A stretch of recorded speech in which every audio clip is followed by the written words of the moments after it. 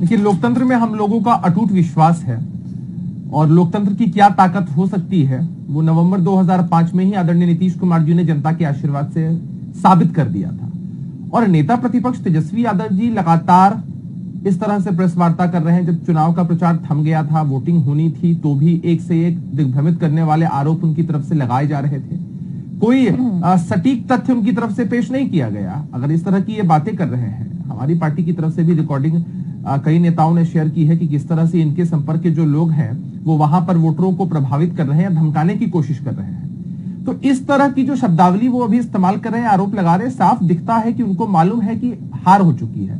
आज से पहले आपने कब देखा है कि किसी नेता प्रतिपक्ष में इतनी बेचैनी हो कि पटना से जहां काउंटिंग हो रही है वहां चले आ रहे हैं? अरे ये लोग पहले से, इनकी स्थिति देखिए, तेजस्वी यादव जी की स्थिति कैसी है। एक ऐसे बच्चे की तरह है जिसने परीक्षा की तैयारी नहीं की है, सामने परीक्षा है, उसको मालूम है कि फेल हो जाएगा, तो परीक्षा से पहले कुछ बहाना तो बनाएगा ना कि भाई हमने इन कारणों से पढ़ाई नहीं की है या हम फेल होने वाले हैं। उनके अंतर्मन को मालूम है कि जनता का जनादेश उनको नहीं मिलने वाला है। लेकिन बातें तो एक से एक कर दी है उन्होंने, पहले ही वादे एक से एक कर दिए हैं कि भाई हम तो सरकार ही बना लेंगे, हम ऐसा कर देंगे, हम वैसा कर देंगे। जब सामने हार खड़ी है, जब ये लोग हार के एकदम दहलीज पर है, तो कोई अच्छा एक्सक्यूज, अच्छा बहाना होना चाहिए। इसलिए इस तरह के आरोप इनकी तरफ से लगाए जा रहे हैं ताकि जनता समझ पाए कि हाँ, इन कारणों से ये हार गए हैं।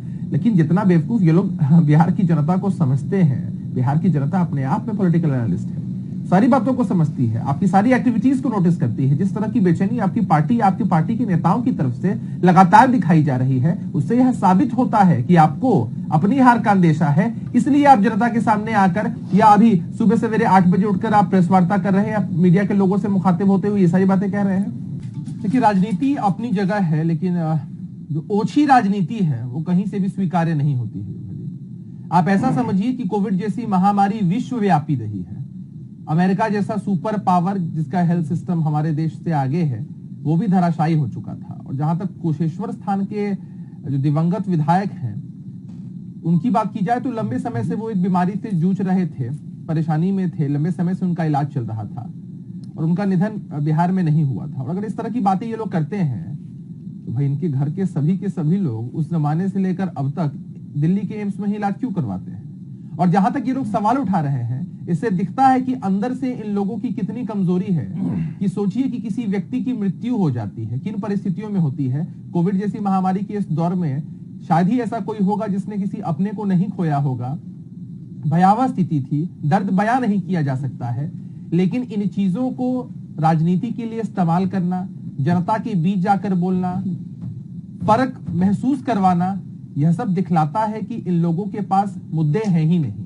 किसी की मृत्यु हो चुकी है, हमें उनके प्रति अपनी श्रद्धांजलि अर्पित करनी चाहिए, यह हमारी प्राथमिकता होनी चाहिए। उन परिस्थितियों की चर्चा नहीं करनी चाहिए। लेकिन सोच लीजिए जरा कि ये लोग इस चीज को कहां से कहां लेकर जा रहे हैं।